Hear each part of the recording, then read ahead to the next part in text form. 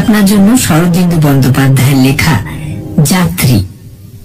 শরদিন্দু বন্দ্যোপাধ্যায় জন্ম 1899 সালে 30শে মার্চ, মৃত্যু 1970 সালে। বাংলা সাহিত্যে শরদিন্দু বন্দ্যোপাধ্যায় একটি বিশিষ্ট নাম।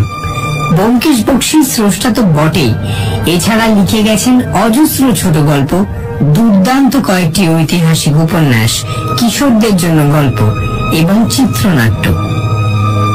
এই গল্পটি প্রথম প্রকাশিত হয়েছিল 17 জ্যৈষ্ঠ 1934 সালে। প্রধান চরিত্রে পথিক ও মহিলা, গল্প পাঠে দ্বীপ, গল্পের সূত্রধার সোমক। শুরু হচ্ছে যাত্রী।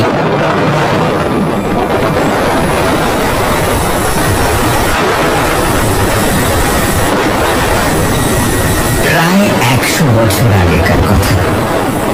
সন্ধে হয় হয়, পশ্চিম আকাশে তখনও সোনালি আলো ঝিকমিক করছে, কিন্তু মাটির উপর অন্ধকার নেমে এসেছে।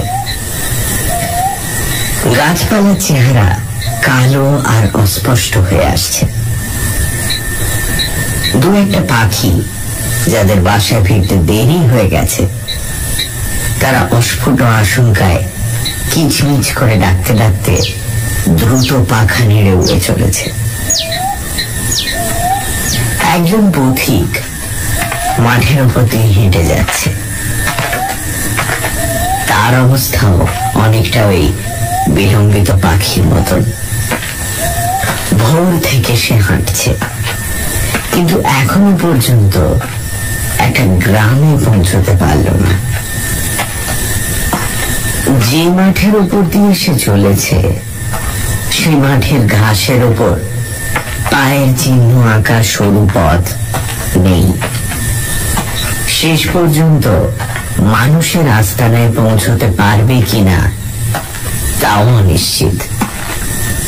তবু সে আশায় ভর করে চলেছে, যদি রাত্রির গাঢ় অন্ধকার নেমে আসবার আগে কোনো একটি পল্লীতে গিয়ে উঠতে পারে। পথিকের বেশভূষা অত্যন্ত সাধারণ। সে চাকরি খুঁজতে বেরিয়েছে। তার বাড়ি পশ্চিম বাংলায়, কিন্তু 11 দিন হেঁটে হেঁটে সে যে কোথায় এসে হাজির হয়েছে তা সে নিজেই জানে না।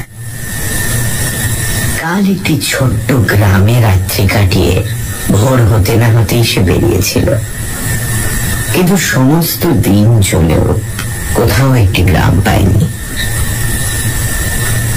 দুপুরে এক অশ্বত্থ গাছের তলায় বসে নিজের পুটুলিতে যেটুকু শুকনো চিড়ে বাঁধা ছিল তাই খেয়েছিল। তারপর লাঠির ডগায় পুঁটলি বেঁধে লাঠি কাঁধে নিয়ে আবার যাত্রা করেছে, কিন্তু পথ তার এখনো শেষ হয়নি। সামনের দিকে তাকিয়ে চলতে চলতে পথিক এক সময় ডান দিকে ঘাড় বেঁকিয়ে দেখল, খানিক দূরে কতগুলো গাছপালার আড়ালে একটা জায়গা চকচক করছে। পথিক দাঁড়িয়ে পড়ল। সন্ধ্যার আবছায়ায় তার মনে হলো যেন একটা মস্ত দিঘি। তেষ্টায় তার বুক পর্যন্ত শুকিয়ে গিয়েছিল। সে আর দ্বিধা না করে পা চালিয়ে সেদিকে চলল। মনে মনে বলল, দিঘি যদি হয় তাহলে নিশ্চয়ই কাছে গ্রাম আছে। যাক, ঠিক সময়ই আশ্রয় পেয়েছি। আরো একটু দূরে এগিয়ে গিয়ে সে দেখল, হ্যাঁ, দিঘি বটে, প্রকাণ্ড দিঘি। এপার থেকে ওপারের বাঁধানো ঘাট ভালো দেখা যায় না। দিঘির কিনারায় বসে পথিক অঞ্জলি ভরে জল খেল। চোখে মুখে জল দিয়ে অনেকটা ঠান্ডা হয়ে সে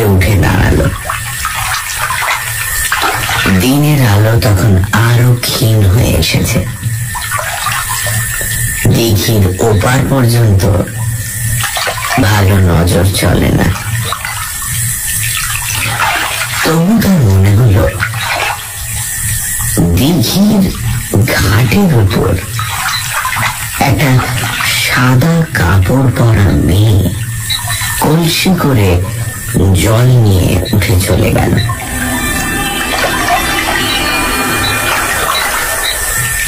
পথিক তখন নিশ্চিন্ত হল যে কাছে নিশ্চয়ই গ্রাম আছে। সে তাড়াতাড়ি লাঠি কাঁধে ফেলে যেদিকে ওই মেয়েটি গোধূলির আধারে মিশে গেছিল সেই দিকে চলতে আরম্ভ করল।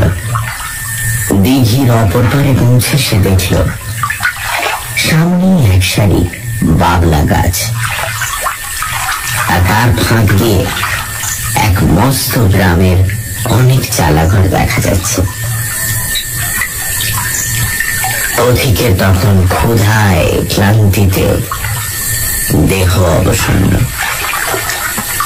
সে ভালো করে সব দিকে লক্ষ্য না করেই সেই দিকে ছুটে চলল। যদি ভালো করে লক্ষ্য করত তাহলে দেখতে পেত যে মেটে বাড়িগুলির দেয়াল অনেক জায়গায় ধসে গেছে। ওপরে খড়ের চাল রোদ বৃষ্টিতে খসে পড়েছে, যেন কতকাল এসব বাড়িতে কেউ বাস করেনি। সমস্ত গ্রামটা শূন্য, খাঁ খাঁ করছে। সন্ধে উত্তীর্ণ হয়ে যায়, তবু একটা বাড়িতেও প্রদীপ জ্বলছে না। এসব কিছুই সে লক্ষ্য করল না। গ্রামের সদর রাস্তা দিয়ে ঢুকেই সে দেখল সামনে একটা বড় খোড়ো বাড়ি। সে গিয়ে দরজায় ধাক্কা দিল।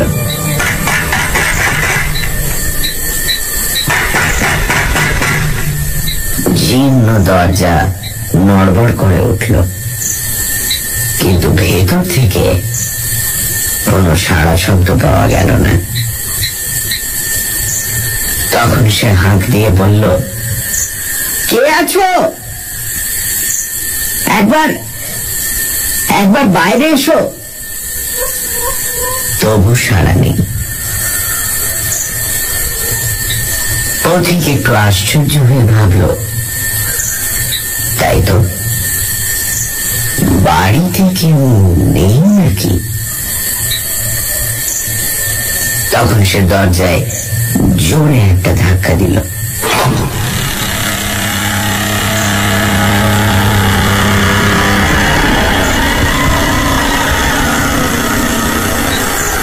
দরজা খুলে গেল, কিন্তু তবু কোনো মানুষের পায়ের শব্দ কি গলার আওয়াজ পাওয়া গেল না। পথিক একটু ইতস্তত করে মাটিতে লাঠি ঠুকে গলা খাঁকারি দিয়ে আস্তে আস্তে ভেতরে ঢুকল। ভেতরে ঢুকেই সে একেবারে অবাক হয়ে গেল। এই কি, বাড়ির উঠোনে হাঁটু পর্যন্ত কাঁটা গাছ আর আগাছার জঙ্গল। ওদিকে ঘরগুলো সব অন্ধকার। পথিকের গা ছমছম করে উঠল। এ বাড়িতে কি কেউ থাকে না? পোড়ো বাড়ি। সে সাহসে ভর করে আর একবার ডাক দিল, বাড়িতে কেউ আছেন?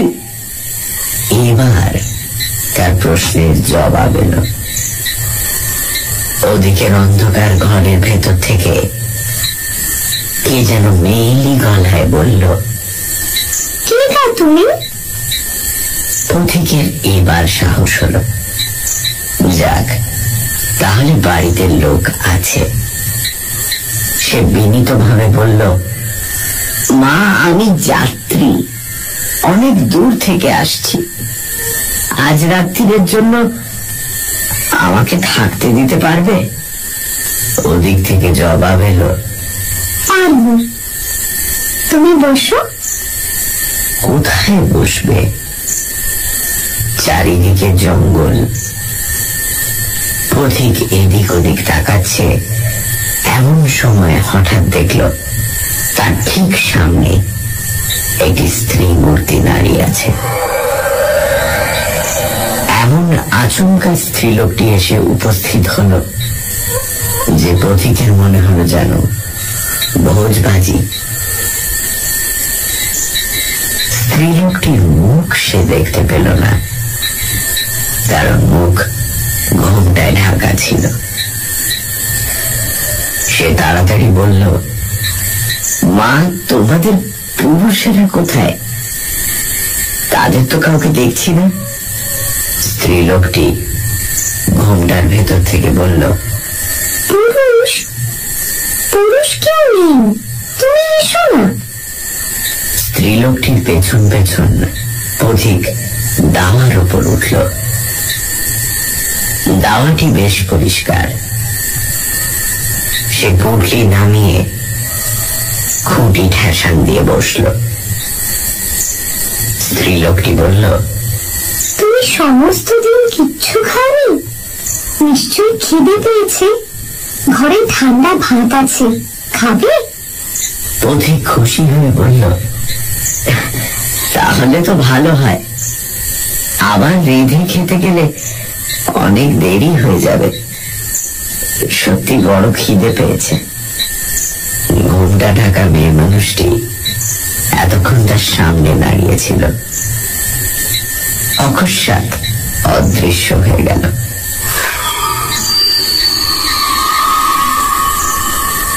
পথিক কিছুক্ষণ সেই দিকে তাকিয়ে রইল, তারপর ধড়মড় করে উঠে দাঁড়ালো।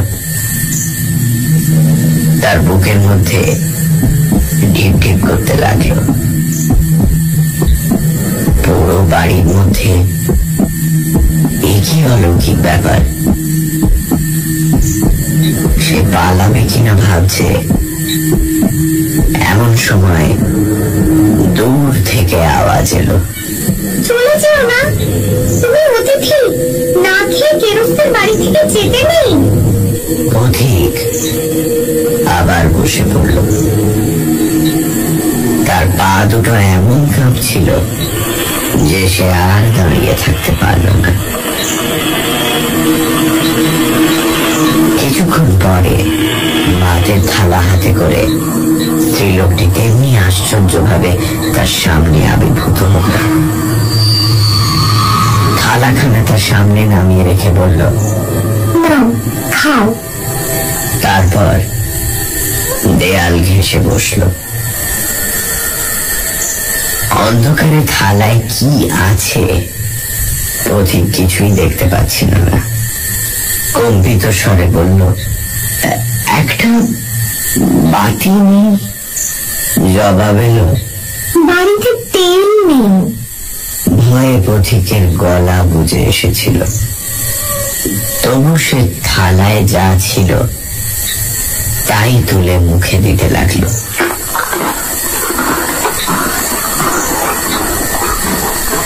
কিন্তু কি যে খাচ্ছে তা বুঝতে পারল না। কিছুক্ষণ সব নিস্তব্ধ।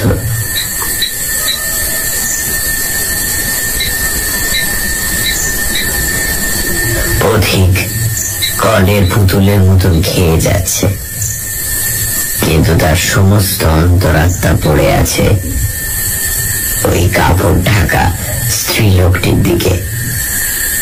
তাকে ভালো করে দেখতে পাচ্ছে না। মাঝে মাঝে সন্দেহ হচ্ছে হয়তো বা আবার অদৃশ্য হয়ে গেছে। শেষে আর নীরবতা সহ্য করতে না পেরে সে বলে উঠল, এই গ্রামের নাম কি? দীর্ঘা। পথিক চমকে উঠল। বীর গাঁ। তার মনে পড়ে গেল কাল রাত্রে আগের গ্রামে এসে শুনেছিল যে অঞ্চলে বীর গাঁ বলে এক মস্ত গ্রাম ছিল। 5 বছর আগে প্লেগ মহামারীতে একেবারে শূন্য হয়ে গেছে। সেই থেকে সেখানে আর মানুষ বাস করে না। এই সেই বীর গাঁ। হঠাৎ প্রশ্ন এলো,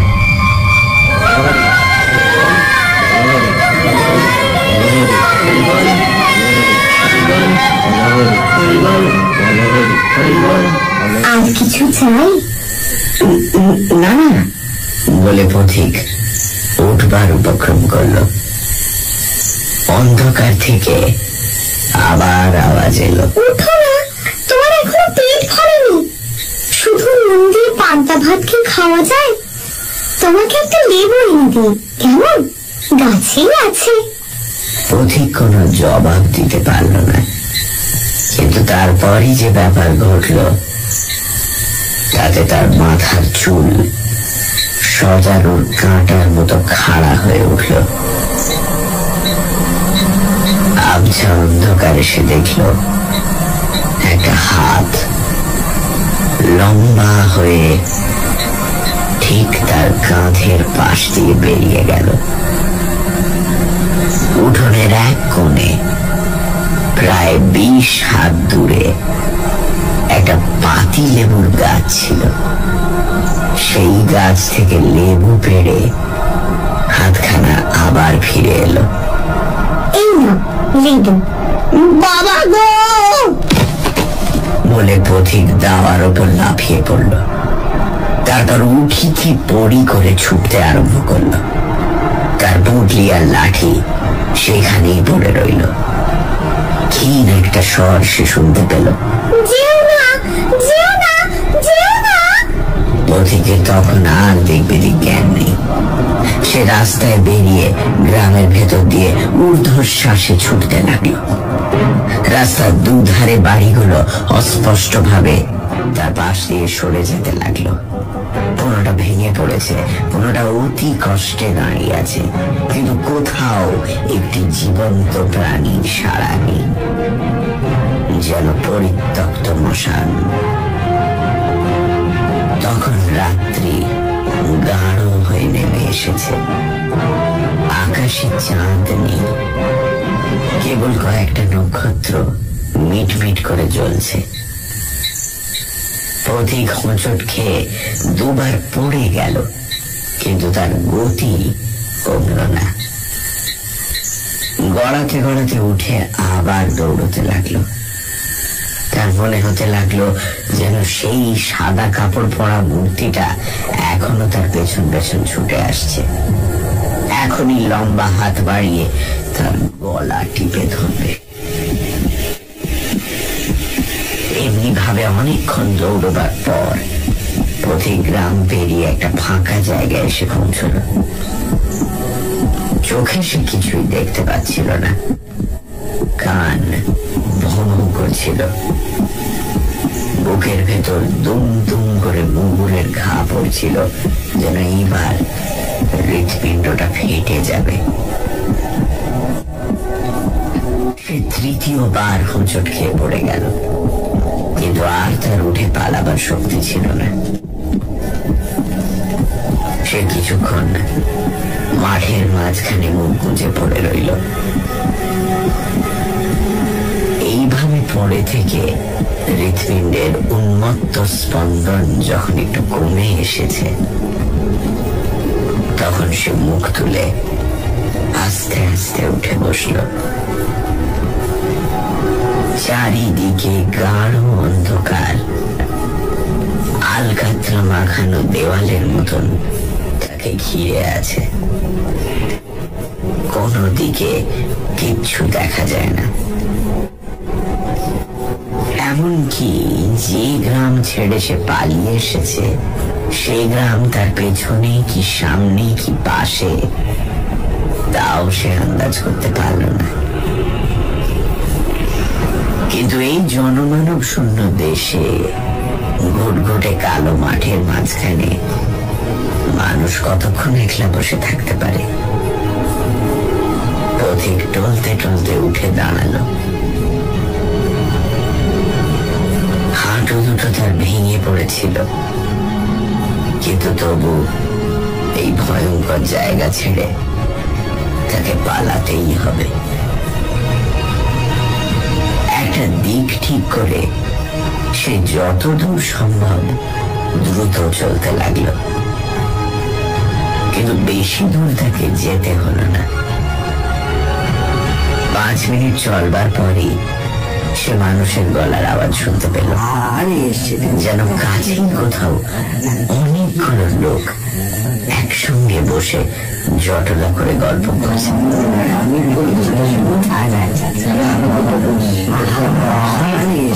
তাদের গলার আওয়াজ ক্ষীণ কিন্তু স্পষ্ট। পথিকের মন আশায় ভরে উঠল। সে ভাবল, দৌড়তে দৌড়তে নিশ্চয়ই কোনো লোকালয়ের কাছে এসে পড়েছে। সে আগ্রহ ভরে কান খাড়া করে সেই শব্দ যেদিক থেকে আসছিল সেই দিকে চলতে লাগল। শব্দের দিকেই তার লক্ষ্য ছিল, তাই তার পথ যে ক্রমে ঢালু হয়ে নিচের দিকে নেমে চলেছে তা সে খেয়াল করল না। ছোট ছোট বাবলার ঝোপে তার গা ছড়ে যেতে লাগলো, পায়ে কাঁটা বিঁধতে লাগলো। তাও সে অগ্রাহ্য করে শুধু শব্দ লক্ষ্য করে ছুটে চলল।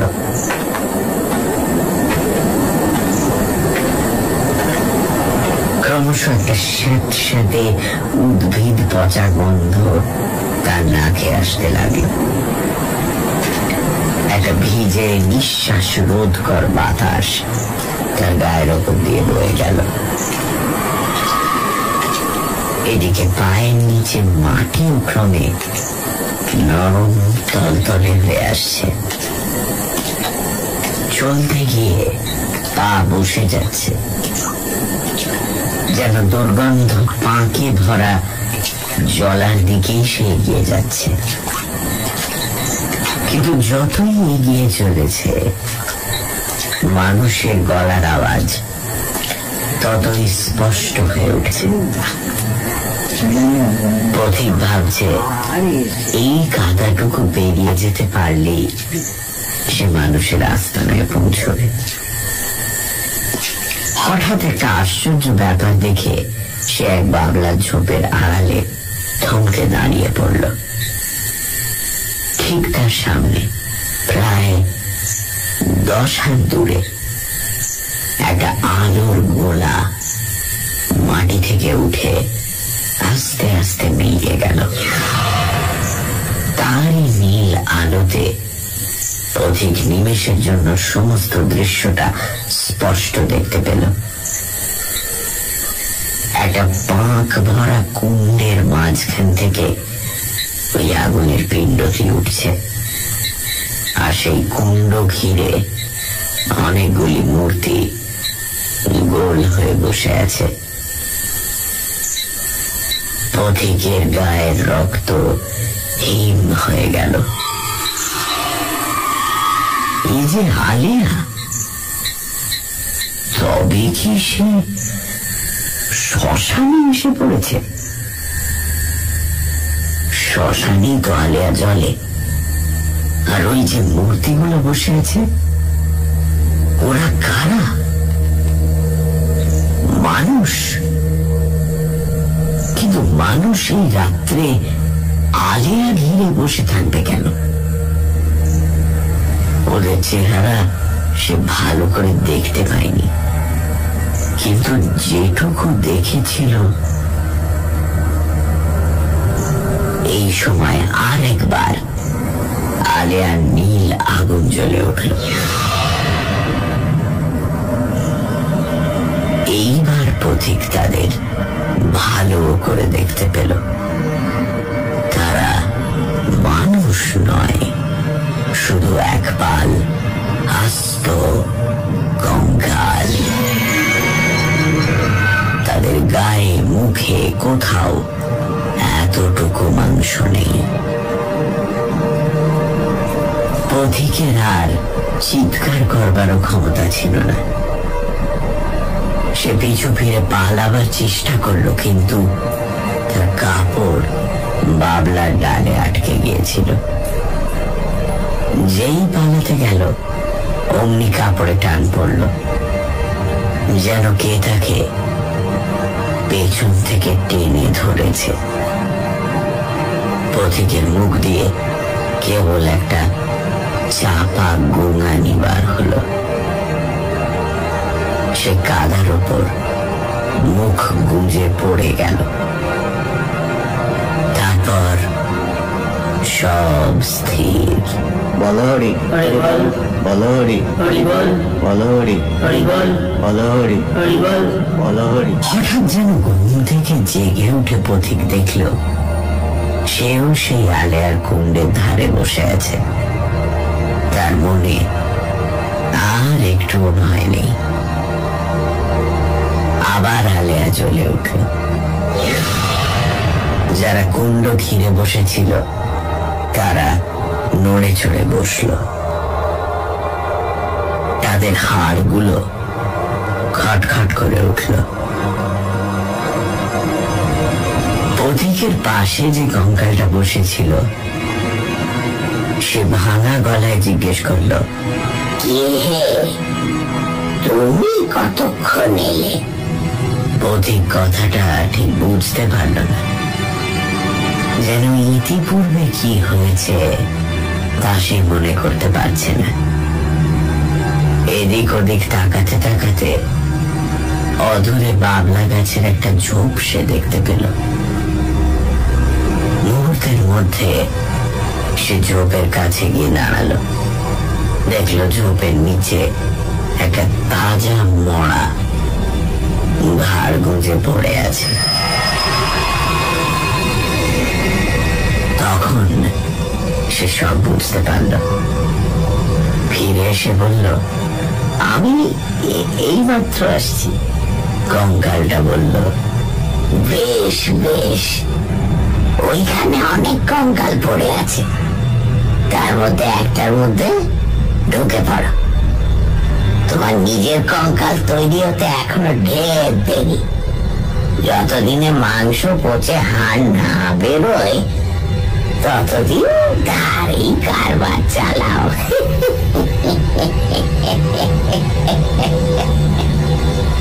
অন্য কঙ্কালগুলো একসঙ্গে খিলখিল করে হেসে উঠল।